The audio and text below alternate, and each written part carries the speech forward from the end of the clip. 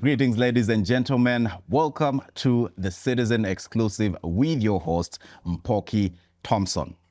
Today's agenda is DIRA 2050. That is the Tanzania Development Vision 2050. With us, we have, I would say, the man of the hour, the man driving this vision from the Ministry of Investment and Planning. That is none other than Professor Kitila Mkumbo. Waziri, welcome to the Citizen Exclusive. Sana, thank you very much for having me to your interview. Indeed. I look forward to it very much. As I mentioned, right now, Tanzania, East Africa, everyone when it comes to about Tanzania's development, we're talking about DIRA 2050. Sure. We've laid out a roadmap of how we want to achieve development across different spheres. Yes. I want us to start now at what is shaping this vision. We are targeting by the year 2050 to have a GDP of $1 trillion and a per capita income of $7,000. Right now, we are nowhere close to that. However, we believe that through implementation of these strategies, we'll be able to achieve that. I want you to now share with us what annual growth rate will be required consistently for us to achieve that, and what structural reforms are necessary. So I think, first of all, let us get a little bit into what is into this vision. So DIRA 2050 basically aims to what kind of Tanzania we're looking forward in 2050. We are looking at four main things. We want Tanzania to become, number one, inclusive. Number two, just. So justice becomes a critical issue. Number three, prosperity for all. And number four, self-reliance. So Tanzania 2050, we see it as a country that is, number one, achieves prosperity for everybody. It is much more inclusive. It is a country that cherishes justice, even more importantly, self-reliance. To be able to achieve this grand vision, I would say, we have four main issues. Number one, we have put what we call the foundation of the vision. And here we're talking about governance, peace, security, and stability. We said this is the foundation, which means that without this foundation, it is not possible to achieve the rest of the parameters in the vision. And then we have three main pillars. So number one is strong and competitive economy. So strong, inclusive, and competitive economy. We want our economy to be much more competitive. And secondly, what we call the human capabilities and social development. So the issues of health, education, and all social amenities will be under this particular pillar. And the third one is the question of the environment. So we talk about environmental integrity and climate change resilience. So those are the three main pillars, and we have the foundation, and later we'll talk about the what we call the drivers. So in terms of the grand goals or the targets, we have four main goals, about 17 targets or 18 targets to be more precise. So goal number one is obviously, target number one is to transform Tanzania from the current status of low middle income country to an upper middle income country by 2050. What do we mean by that? The main indicator is the GDP. So the income. So we want the economy to grow from the present value of around $95 billion to $1 trillion by 2050. So we talk about creating a $1 trillion economy. Raise the GDP per capita from the current value of around $1,272 to $7,000 by 2050. We also want by then to end extreme levels of poverty. So these are some of the major targets that we're looking forward in 2050. So it's really about the economy and the human development. This vision is called, it is people-centered vision. It has to be, we are going to measure our progress with respect to development of the people, not just statistics. Yeah, but Waziri, looking at from a retrospective angle, Yeah. one of the visions, as you've mentioned, is to have a per capita income of $7,000. Yes. We're currently at 1,200 thereabout, Yeah. and also an economy wanted to grow tenfold. Yes. We did have Development Vision 2025, Yes. which was a vision in 1999. But then 25 years later, we've not met even half of the goals that were set out. Sure. Yes, we've made progress, but by and large, what was strategically supposed to be achieved has not been achieved. Yeah. Middle income status, we're now lower middle income status. The vision is to make this development inclusive for all Tanzanians to benefit. Now, when we talk about the 1 trillion GDP, how is that going to translate in every Tanzanian seeing that in a realistic format, that, you know what, our GDP is $1 trillion and I can actually I can feel it. Yes. So this is why we are, pillar number 2 is about human development, human capabilities and social development. And this is where we are saying our development process must be human-centered, in the sense that everything that we do, it has to reflect into people's lives. So it's not just about statistics. It is really about, will people be able to feel it? So number 1, and I will explain this one much more later, because first of all, what went wrong in the first vision? Obviously, we achieved a lot because we moved from a GDP per capita of 453, 2000, to where we are today, 1270 something. So already it means that we are able to move, close to more than almost 5 times. Our GDP moved from, by then was only $13 billion to where we are today, around $95 billion. You'll see that we moved close to more than 6 times, almost. So we made some progress. We did not realize the target that we had, especially economically speaking. And the main reason was that, by the way, Vision 2050 started being implemented much later, because this was crafted in 2000, approved in 2000, but we started implementing 2011. Why? Because we did not produce the operational plan concurrently. What we have corrected this time around is that we have the vision. We have also approved just last week, a few weeks ago, the parliament approved the operational plan. And these are 2, is what we call long-term perspective plan, which is a 25-year operational plan to implement the vision. We have also produced what we call the 5-year development plan. So already we have the vision implementation instrument in place. And this is a very big factor. And of course, given our current condition, should be okay. So the question is, how are we going to see that this is reflecting in people's lives? Yes. This is key.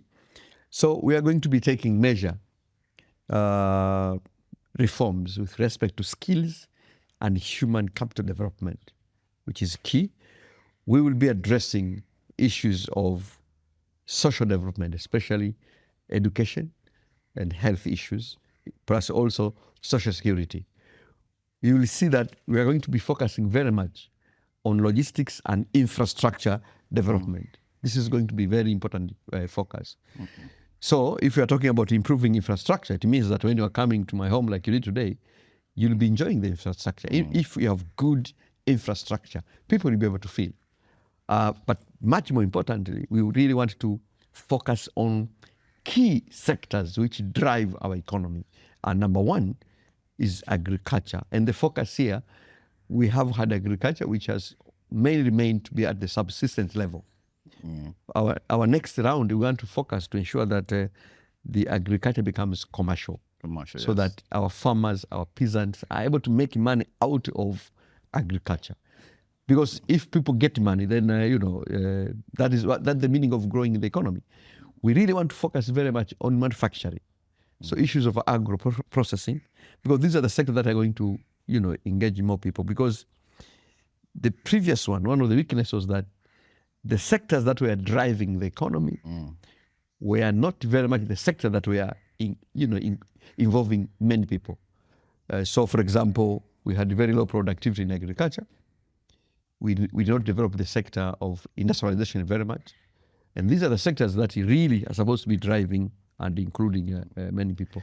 Yeah. So to answer your question in a short, we'll be focusing on sectors that are going to develop employment to our people. Now, you mentioned infrastructure as one of the key pillars that Yeah. will enable Tanzania to achieve this Yes. the Dira 2050. However, we are seeing plenty of infrastructure gaps and inefficiencies. Yeah. There's been investment. We've partnered with some international private partners, for example, the Port of Dar es Salaam with the DP World, and we have now the SGR, which also has the grand plan of unlocking these landlocked Yes. countries. But there is still a massive gap when it comes to infrastructure. Investors still complain about the last mile transportation, about Tanzania not having enough cold rooms, for example, those within the agricultural value chain. Yes. There are still a lot of inefficiencies. And also, energy is still a problem. Yes. Reliable power, especially to the industrial cluster. Yeah. We do not have enough reliable power to support. So when you mention infrastructure, when you mention about these efficiencies, how are we addressing these gaps to make them realistic, to make an investor want to come to Tanzania where they are assured of reliable infrastructure, assured of reliable energy and power to support their businesses? This is what I was saying. Our 5-year development plan has 4 major reforms, and one of them is energy, logistics, and infrastructure reforms. And in here, we're going to be focusing on improving, those aspects. Of course, we should not forget that we have made massive development over the past 20 years regarding infrastructure development.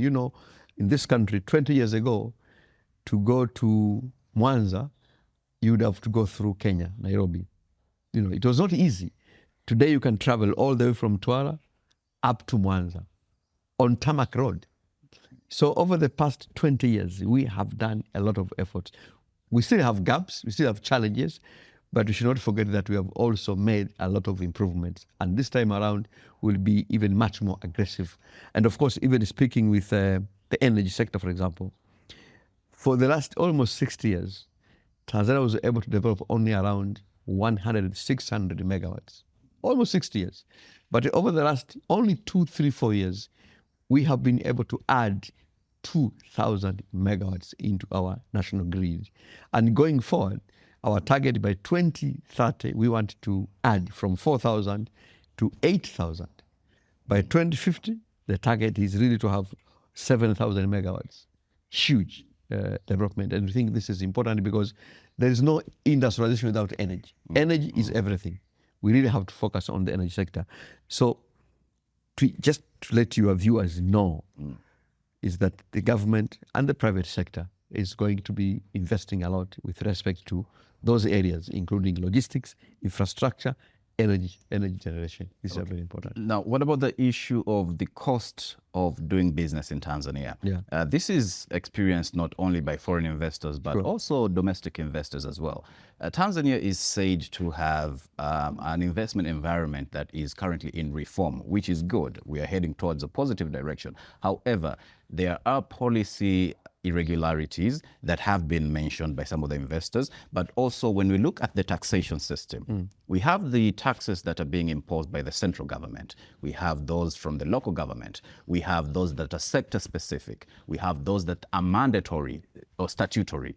Now, as an investor, if I'm coming to an environment where I am imposed where I face multiple taxes, it can become a bit disheartening or discouraging for me to invest in that area. What are we doing about the taxation system, the way that these taxes are being sought after from these investors, but also predictability of our laws?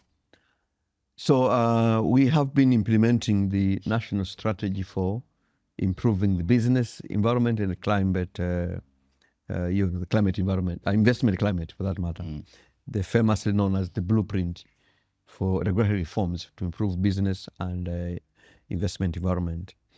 And as we speak, the government has already revised. We are producing the second version of the blueprint, which promised to undertake even further reforms with the view to improving our investment climate and the business environment. And we shall be taking some of the radical reforms in a number of areas, particularly regulatory reforms. I think that findings show we still have too many regulatory authorities. Yeah. and we think that the businesses are over-regulated. So we shall be taking measures to ensure that we reduce the burden of regulatory authorities on our businesses. We shall also be ensuring that the regulatory authorities are only able to charge fees to enable them to do their operations, not really to generate profit. Because otherwise, if these regulatory authorities will continue charging fees for purposes of profit, they become another TRA. Absolutely. So these are the areas that we are going to be looking at. Yeah. But as you're aware, our president formed a commission to undertake a comprehensive review of our tax system, and the commission has already finished the report, and we're just waiting for the opportune moment for the president to avail this report. And we believe that the tax reform commission report will go a long way to improving our tax environment, because these are the issues that the investors are complaining. Having said that, we should acknowledge the fact that over the past 10 years, the Tanzanian environment for doing business has improved radically. As we speak, Tanzania is among the top 10 countries in Africa with a relatively better investment and business environment. 10 years ago, Tanzania was nowhere to be seen in the league of the African countries in terms of easy of doing business. But today, Tanzania, we have even actually beaten some of the countries that were seen to be very competitive. And our aim by 2030, we want to be among the top 3. So I want to send a clear message to businesses and investors that Tanzania will continue ensuring that our business environment improves, our investment climate becomes the best in Africa, so that they are able to come and work with us. Okay, but Minister, of course, you have mentioned about Tanzania now being one of the most attractive investment destinations, which is indeed true. Yeah. But oftentimes there are concerns about the unpredictability of the laws, and also the government in place just deciding that this does not serve the purpose of nationalism, does not serve the purpose of Tanzanians, so we're going to change. We saw what happened within the mining sector, which brought about many cases, and now we have been paying billions of dollars to these investors who have sued us as a country. What I want you to assure investors and Tanzanians in general is the assurance that predictability of investment laws is going to be there. Predictability of taxation laws is going to be there. It's not just going to be the whims of the government in place to decide. Certainly. First of all, we have undertaken some of the major reforms in our laws. We now have a new Tanzania Investment and Special Economic Zones Act, and this is the major law when it comes to investment. But what is more important, the government is going to propose a new law. We'll be coming up with a bill which is called Business and Investment Facilitation Act. In this act, what we are proposing as a government is that any law, any regulation that you're going to suggest which touches businesses, you won't be allowed to pass it or to do anything with that law without consulting a certain body. So once we enact a law with respect to businesses and investment, there will be a body which specializes specifically to ensure that laws are not changed abruptly. Any regulation, be it at the local government, will not be allowed without being approved by a certain body. So there will be one law, which is going to be the mother law regarding facilitation of businesses and investment. So that is aimed at ensuring that there is predictability. So we'll continue improving. Okay, and now this also brings about the question of separation of power. I know in any democracy, it might be a bit of a sketchy subject, but there are clear separation or demarcations where we have the legislature, we have the judiciary, we have the executive. But oftentimes there's been an overlap of the executive usurping powers of the judiciary, but also of the legislature. I'm not sure about that. It is debatable, but from a practical perspective, my point is, as we are ring fencing this law, there's going to be a special body that has, I would say, supreme power as far as the mandate concerning that law is concerned. How are we ring fencing that from executive power interference? No, I mean, we are a country of rule of law. Yes. Rule of law means that we have to do everything that we do in accordance with the laws that we have. It is clear the role of the government is to implement the laws which have been passed by the parliament. The role of the judiciary is to interpret these laws. The role of the legislature is to enact laws. So I think we are going to to follow these things. I mean, so there is no way a government can wake up in the morning and say, I don't want to implement this law. If you don't want, you'll have to follow the proper channels, which is taking to the parliament. So I think that the main answer to that one is that we will have to continue being a country that respects the rule of law. That is the solution. Absolutely. And in today's world, doing business requires respect of rule of law. This is fundamental. We have decided to be a democracy. We have decided to be a country that respects the rule of law. We have to do that. Okay. Yeah. Now, we're talking about public-private partnerships. Yes. That is central to us achieving this goal because, I mean, of course, our fiscal capacity does not allow us to invest massively using our own revenue generation avenues. So how are we working with the private sector? I understand that there was a revision of the $1 trillion target. Initially, it was around 700 billion thereabout. But then through consultation with the private sector, it was scaled up to 1 trillion. Can you tell us now, how is the government working more closely with private sector to ensure that Development Vision 2050 becomes a reality? Yes, I mean, as you correctly pointed out, the engine of implementing this vision is really the private sector, because we need the private sector to be able to raise the necessary capital, but also for financing the various development projects. We are talking about by 2030, we would like, the value or the capital that is needed, the level of investment that we need to be able to achieve the target that we have set in that vision is trillion shillings 477. That is massive. The previous vision, in the previous FYDP, we had around 144 trillion. This time we're talking about 477 trillion shillings. So it's a massive investment. And we are saying 70% of this will have to come from the private sector, and only 30% will come from the public sector, which means that we really have to protect, we have to nurture, we have to develop, we have to value our private sector. And this is exactly what we are going to be doing, and this is exactly what our president actually wishes. And as you know, since President Samia came into power, I think one of her legacies is going to be, developing the private sector. She has this philosophy of opening up, which led into the 4 R's. So I just want to promise our private sector that we will actually take all the necessary steps to ensure that we are able to develop our private sector, protect it, promote it, nurture it, so that it serves the purpose that we have. And coincidentally and luckily, the president has tasked me to be the custodian of the private sector development. It is in my instrument, and I want to promise that I will be working very closely with the private sector, not just as stakeholders, as partners. Private sector will be our partners, not just stakeholders. So we will have to jointly discuss challenges and jointly propose solutions. We will change the approach. What we have had is that you have the government and the private sector sitting together, and one side has the questions, the other side has the solutions. I think we have to change. We'll have to jointly discuss these challenges. We'll have to also jointly propose solutions, and then assign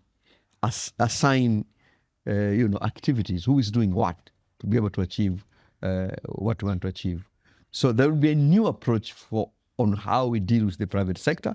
We are going to be moving from the stakeholders to partners, from opinion providers to solution providers. So it is going to be a joint effort. It's not like the government has all the solutions and you guys in the private sector have all the answers, all the questions. No, I think the government has questions, also has solutions. And we believe the private sector also has questions, they also have the solutions. And are we refining the public-private partnership? At times, it is said that this framework does not often serve the interests of the host country, because an investor comes to your country, they want to invest, they're looking at the return on investment, definitely, but also the government looks at what will be the retention in terms of the profit to Tanzanians. And this brings about some sort of a vague setup surrounding any public-private partnership investment, and we have seen rallying calls of discontent from Tanzanians whenever there is a mega investment project that involves an external partner who's coming to invest, because they feel that they do not get to benefit, but it's just a few individuals who get to benefit. Now, how do we translate this into a more meaningful and more impactful PPP setup in the country? So, I mean, there are two issues here. Issue number one is the fact that this is a country with a long history of socialistic-oriented development philosophy, where the government was used to be doing everything, including selling beers. So the private sector in this country, I always say this, is about 30 years younger than the Kenyan private sector. Because while our friends continues in the same trajectory since 1960 when they got independence, for us, we only lived with the private sector for 5 years until 1967. And later on, we shifted into the state-based economy until 1990s, actually, to be precise, around 2000 during Mkpa's presidency. Yes. So we still have those tendencies. Socialism. Yes, socialism. And we still look at businesses with a lot of suspiciousness. And we are coming from a history where making money for a black man was seen to be, problematic. We were oriented to be employed by the government. So when we see people starting doing business, big business, we always have these question marks. So it is our responsibility as a government, as the private sector, to continue educating ourselves in the government, because the problem begins with us in the government. There are people within the government who still have a lot of questions regarding private sector engagement. We have to continue educating our public. But the second issue is the genuine concerns. At the end of the day, we really have to be clear. What are we getting from the foreign investors, and what are we not getting from them? Number one, we are getting from them the capital. We need capital. This is critical. We need technology. We need experience in running things. So these three things are key. At the end of the day, these guys, when they come to work with us, they are here to do business and therefore to make profit. So when they start making a profit, we should not be, concerned. They are here to make a profit. And at the end of the day, they will repatriate this profit to their countries. So this has to be clear. We'll have gotten our taxes, we'll have gotten the technologies here. They are going to bring a capital, but they will also have to get their profit to their own countries. So this has to be clear to our people. Eventually, at the end of the day, a country is developed by the countrymen and women.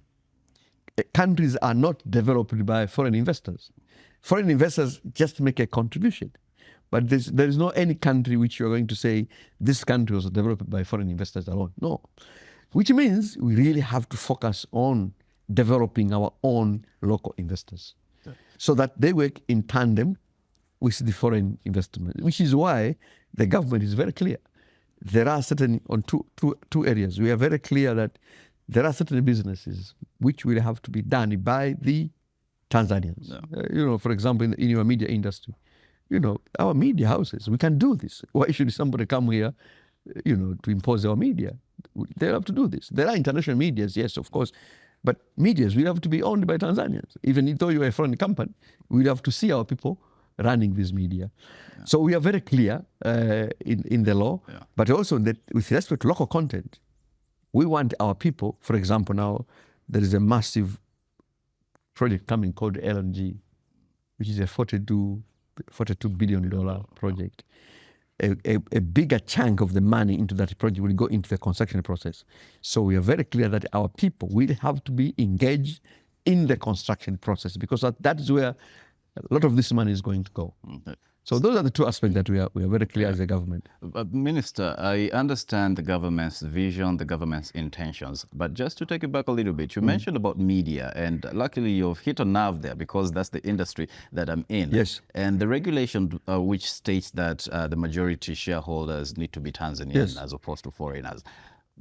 From a practical sense, that is both negative and positive. The reason why I'm saying that is that we do not have a conducive infrastructure that enables Tanzanian media to thrive as a business. And I'm speaking from private media. Sure.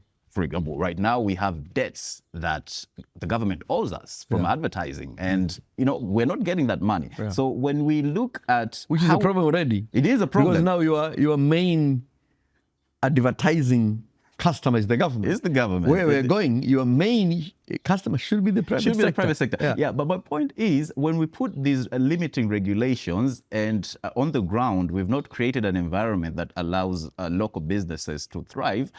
Isn't that does that sort of limit the growth rate of these businesses? What do you mean putting environment not to allow the local business to grow? No, from a practical sense, like I mentioned, there is money that is owed to media that has not been paid by the government, and there is no accountability despite promises that have been made. And yet we have laws and regulations that say foreign investors, this is the limitation, this is the cap, you shouldn't go above 50%. So if the foreign investor was allowed, how would that change? No, there is enough capital flow. So that means our businesses will be able to continue operations without worrying so about... you can actually make a case and say, okay, maybe you open a little bit more, but you're allowed to go to DSC, right? Yes. You can get capital from the stock exchange. But those are the challenges. But the intention is noble. Because just imagine our media industry is owned by foreigners. It would be terrible. So I agree with those challenges. And the solution, the short term, is to ensure that as a government, we pay for those advertisements because it is your money. But in the long run, where we are going, the main customer should not be the government. It should be the private sector. Absolutely. Yeah. So this is important. It means that we also have to raise awareness among our businesses that, hey, advertisement is good for your businesses, and to have that symbiotic relationship that we need each other. Yeah. So at the moment, we're speaking about the budget framework for 2026, 2027. Yes. And oftentimes we have some of these auditing bodies that provide analysis of the budget. There have been concerns by different sectors, when we look at it from a sectoral approach, those who are in mining, those who are in the telecom industry, those who are in the financial sector, those who are in logistics, they analyze the budget framework and look at what will the new finance bill look like and how will it affect our businesses. From a government lens, how are you addressing some of these concerns that are often raised by the private sector whenever a finance bill comes and there is a lot of taxes, levies that are imposed on the business? But by the way, I mean, the tax, there is a period of tax review. So between December and up to May, actually, it is called a tax review period. And during this period, you have a lot of engagement with the private sector, within the government, and everybody. So by the time the Minister of Finance reads the finance bill in June, a lot of engagement would have taken place. And during the process, there are a lot of compromises between the government and the private sector. And by then, a lot of things the government would have given in, but not all of them. So eventually, the government needs taxes to be able to run the country. Yeah. And not all these taxes will be welcomed by the private sector. And if you're a Minister of Finance, you need the money yesterday, not tomorrow. Which means that you really have to fill the gap, especially now where you see that donor funding is shrinking, which means we have to do a lot of local resource mobilization, including taxation. So, but the point here is that, yes, they make a lot of comments, but don't forget, by the time the Minister of Finance reads the budget in the Parliament, a lot of engagement would have happened. Okay. Yeah. And so you've talked about local mobilization of revenue. Yeah. This also brings to the fore the issue of broadening the tax base. Sure. So does broadening the tax base meaning that there's going to be more taxes to the SMEs or all these other sectors that feel well, at the moment they're already heavily being taxed by the government? Or what does that look like? Or does it also involve removing some of the nuanced levies and taxes that are being complained about by the private sector? So just explain to us the broadening. The main point here is formalization. Almost 80% of our businesses are operating in the informal sector, which means that the taxman does not have direct access to them. So we aim by 2030 to try to ensure that we are able to formalize at least 50% of the businesses. If you do that, formalization means, for example, I can tell you 26% of our economy is coming from the agricultural sector, and a very small proportion of people in the agriculture are paying taxes. So agricultural sector is one of the sector that is almost untaxed. So we have to formalize. The focus now will be on the volume. So it's not. We better have bigger number of taxpayers paying small. Additively, you get big taxes. So you'll see us talking more about formalization to ensure that our businesses are formalized, so that everybody contributes something to the national coffers. At the moment, we are talking about roughly 2 million taxpayers for these 60 million people. Yeah. And the workforce in Tanzania is around 33 million. So if it's 33 million, if we are able to get at least half of those paying taxes, would be a very different country. So really the main answer here is formalization. Yeah, and then formalization and broadening the tax base, I think some of the discontent by Tanzanians has been that, for example, the creative industry. Yeah. The creative industry at the moment does not benefit much from what they do. Yeah. I'm talking about those who use the digital platforms, the content creators. We talk about Kenya benefiting, gaining revenue from using TikTok and these meta-owned platforms. But for Tanzania, that is not the case. Yet, we are supposed to pay the 5%. Because we started late. We started late. But then, what is taking us so long? Why are I think you will see, because we have identified 9, they are called 9 transformative sectors that are key to driving our economy. Sector number 9 is called sports and creative industry. We have recognized as a country that this is an important one, because for so long, the creative industry in this country was treated much like an informal sector. True. Was not seen to be a very serious sector to contribute to the economy. But at the moment, it is growing at the rate of 17%. Is the fastest growing sector in Tanzania. So we have now mainstreamed to see to it that this is an important economic sector. So you'll see a lot of efforts going to improving this sector, because number one, it has a lot of potential, but two, a lot of our young people are there, which means is an employment generating sector. So we must pay attention to it. Yeah, but shouldn't the improvement of the environment have come before the 5% withholding, the 5% taxation? I mean, because you're taxing someone who's barely making peanuts at the moment. We have heard the voices, and I'm sure that the Minister of Finance will be doing something going forward. Okay. Yeah. Now, the Development Vision 2050 is also heavily reliant on natural resources as being the key driver. Yeah. But we also have a vision to industrialize Tanzania. Yes. Natural resources are susceptible to environmental shocks, issues to do with climate change. So how are we fortifying this vision to ensure that it's not heavily affected by natural disaster, by these external shocks? So what did we mean by natural resources? Here, really, we are talking about our mineral sector, minerals. Yes. We are talking about our oil and gas sectors. And the point that we are talking about here is really value addition. Tanzania has been, just like the other African countries, has been exporting minerals over the past 50 years, and is a very important sector into our export portfolio. But the unfortunate thing is that we have been exporting them in raw form. And there is no country that develops by exporting raw materials. Exportation of raw materials is a gateway to poverty. So we are changing policy-wise that we have to add value in the country as part of our industrialization agenda.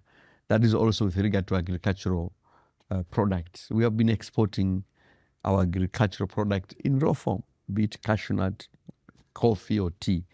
And going forward, we shall be focusing very much on agro-processing. So this is the agenda. So it is heavily connected to industrialization, because raw materials, they provide value on their own, but they also serve as important raw materials for our industries.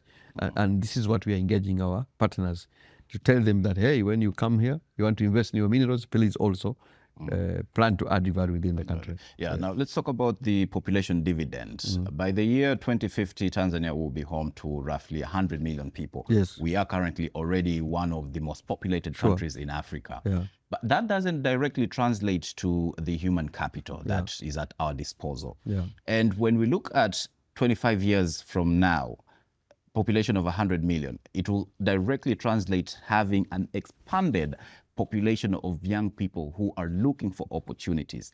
This might create a social instability if we do not create enough if we don't handle it properly. Yes. So the population growth rate is both a blessing and it can also be a curse at sometimes if it's not properly handled. So we are talking about a country where 76% of our population is below 35 years.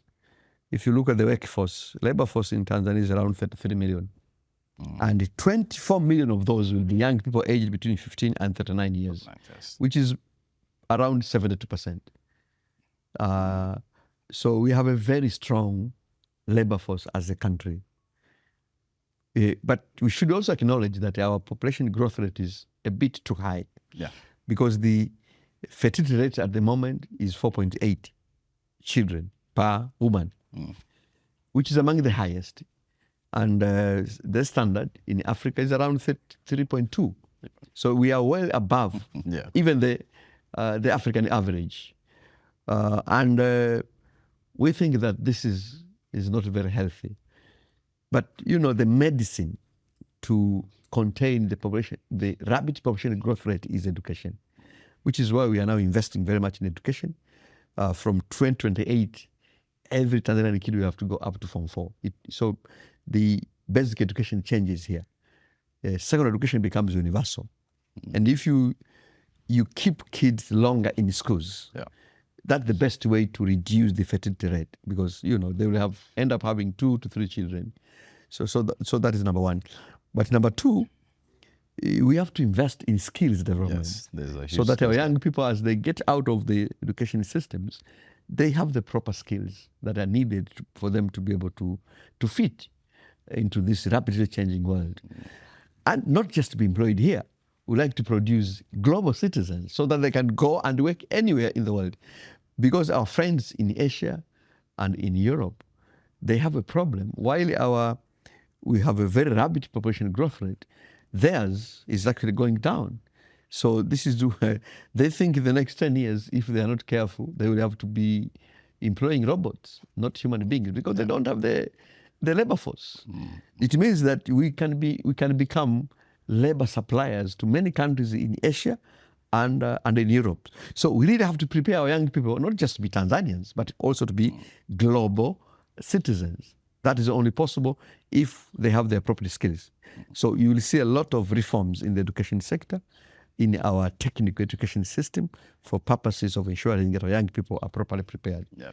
And there's been this question about the language. Yes. Tanzania is said to miss out on many opportunities because of language barrier. Some are opposed to it. Some say that it is a reality. I'm speaking particularly about English. Yes. Does the education system recognize the need of having a workforce that is internationally compatible to work in different markets? How are we addressing that? It might seem very benign, but it is a big very factor. important. Yes. It is very important. I mean, and this is really my position. Yeah. I think that Tanzanians, they really have to be conversant and competent, at least in 2 languages, Kiswahili and English. This is a must. Every Tanzanian must be able to speak fluently, eloquently, in English and in Kiswahili. There is no doubt about that. Now, whether you use this language as a medium of instruction or not, to me, that is not the point. Okay. The point, we must take all the necessary steps to ensure that our young people, they have to be conversant with these 2 languages. And then, of course, add the other languages. For example, you know, Mandarin is becoming very important. If we have a bit of French, you have a bit of Spanish. But these 2 is a must. And our current education system should be designed as such to produce language competent Tanzanians. This is important. Okay. Yeah. Now, Waziri, recently you were in Dodoma. There was a big event that was hosted by CRDB, one of the biggest banks in the Imbeju, country, the Imbeju program. I want us to focus a bit about that because these are some of the key initiatives that will enable Tanzania achieve the Development Vision 2050. It focuses on youth, women, and also MSMEs. Just tell us, because you were part and parcel of the initiative, how important are these programs such as the Imbeju in helping us achieve that goal? It is very important because we have had problems in this country in terms of when young people start businesses, they face two main problems. They don't have capital access and they have limited skills. And what Go Green and the Imbeju program is doing is providing a mechanism much more simplified for young people to be able to get, number one, capital, especially for micro and small medium enterprises and for startups. So this is the focus of that program. And secondly, they also do training so that, the aspect of financial literacy. For so many years, we took it for granted that, everybody will know how to handle money. We never thought that actually handling money is a discipline by itself, is an important profession by itself. So financial literacy is a key component of that program. And we think they're helping the government. They have $200 million, small but very important because it's around 500 billion shillings. Yeah. And our president is also giving out 200 billion shillings. So altogether, if you combine, so I think this is important, and we thank CRDB for coming up with this initiative. Of course, they're getting funding from GCF, the Green Climate Fund. So they're getting 100 million, and then CRDB is also adding 1 million. So we have $200 million dollars for that program. Otherwise, it's a very good initiative, and so the government is going to be scaling up these kind of programs to ensure that our young people have access to capital and necessary skills. Yeah, and you mentioned that it has an element of green innovation. Yes. And I want us to just look a little bit in brief about that, because sustainability, green innovation is key, because again, it is an area that will ensure there is consistent development across different spheres. Can you talk about the Imbeju's green innovation and how it ties into the government's commitment when it comes to sustainability? Yeah, because one area that the government is focusing on is green energy, for example. So ensuring that our people are able to use what we call nishati safi. So say, for example, clean cooking initiatives, which is a very important initiative by President Samia. So energy is one of the sectors, and that is what CRDB is also doing. And the other one is agriculture. So issues of irrigation, for example, drip irrigation is a key component of that one. So I think it marries very well with our own development initiatives. And because the program itself is organized in a way that to contribute to the realization of the Vision 2050. So I think it is perfectly aligned with the government development efforts.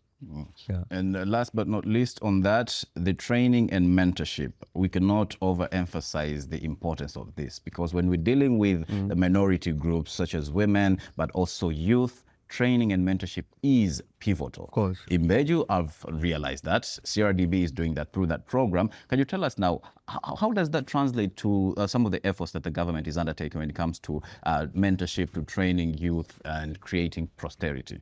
So, this is what I was saying. The government, first of all, is coming up with the startup policy and the law. Because startups in this country was seen to be part of the informal economy, and there was no any formal recognition of the startups. We have now recognized, and we are even coming up with the policy and the law, and that is exactly what CRDB is doing. Secondly, we are going to be engaging into very serious mentorship programs. So apprenticeship is becoming core, and there will be a law coming which is going to mandate all industries, be it in agriculture, in services, in manufacturing, to ensure that it is now becomes mandatory for every employment setting to have internship programs for them to be able to do a proper training of skills. Because we always confuse and we blame universities that these guys are coming out of university without any skills. Yeah. Globally, universities are very conservative institutions. There are things that make a university a university. So in universities, you are not taught these very basic skills, which is why we say universities educate. They don't necessarily train. Training should be undertaken by employers, which is why it is important to have a very close working relationship between universities and industries. So you are coming from the journalism background. So the university will teach you the basic principles of journalism, the philosophy, the principles, the mechanics. But it is at Mwananchi where you learn the actual skills of journalism. So, they have to complement each other from what is taking place at the School of Journalism and what is taking place at Mwananchi. To think that a School of Journalism will teach you every skill is being unrealistic. So there is no any replacement of training taking place at workforce. So which is why the government is coming up with a very clear guideline that every employment setting will have to include internship as part of their processes, so that we get education and training. This is important. Yeah. And it's good that you've mentioned about the skills that individuals need to have as they enter the job market. That has been a gap that has been noticed. Yes. Employers complain about that, that the universities produce half-baked graduates, which always, again... always. Even Harvard produces half-baked graduates. Indeed. So it's good that the government has noticed that, and through the Education Ministry, we're coming up with plans. It would be remiss if I do not touch on the startup ecosystem, the startup space in Tanzania. We normally follow the investment flow into Africa and what portion is contributed or is extended to Tanzania from foreign investors. We oftentimes perform poorly compared to our neighbors, compared to other countries. There is even this big term, the remittances. Remittances, absolutely. So how is the government addressing the startup ecosystem, access to capital? There was the startup funding. We saw that the Ministry of Finance, the government had committed to create a coffer, a financial coffer, where startups will be able to gain capital. But the implementation so far hasn't been as encouraging as one would hope. So what is the promise from your ministry? You're in charge of investment and planning. So we are in very advanced stages discussing the mechanisms for facilitating capital availability to startups and young people in general. So there are ideas that are flowing, and at an opportune moment, there are people talking about having a special fund, for example, youth empowerment fund or youth investment fund. Some people are even thinking of coming up with a youth and entrepreneurship bank, for example. These ideas that are flowing, and we have given our technical teams to analyze and advise the government appropriately. And I believe that before the end of this year, the government would have come up with a proper framework on how do we facilitate capital availability to startups and also to SMEs and young people in general. So that is number one. Regarding remittances, there are a lot of issues. One of them is cultural. Tanzanians are known. When they go abroad, they want to come back tomorrow. I've lived in the UK and in many other countries in the foreign land. It is very common for Tanzanians to wanting to come back. They go there for a specific purpose, and when they finish, they want to come back immediately. While they are friends, even with your neighbors, Kenyans, Ugandans, even Rwandese, while they are outside there, they want to stay. They want to work there. They want to earn life there. So there was this cultural orientation. I'm not going to say whether we are too much patriotic, but I think it's just a cultural orientation. We love coming back. to our country. I remember when I was doing my PhD, I was with my colleagues, a number of them. I was offered an opportunity to be teaching at the university that I was doing my PhD. I said, no, I'm going back home. And my friends, we were about 12. And I think about 7 to 8 of my friends remained behind.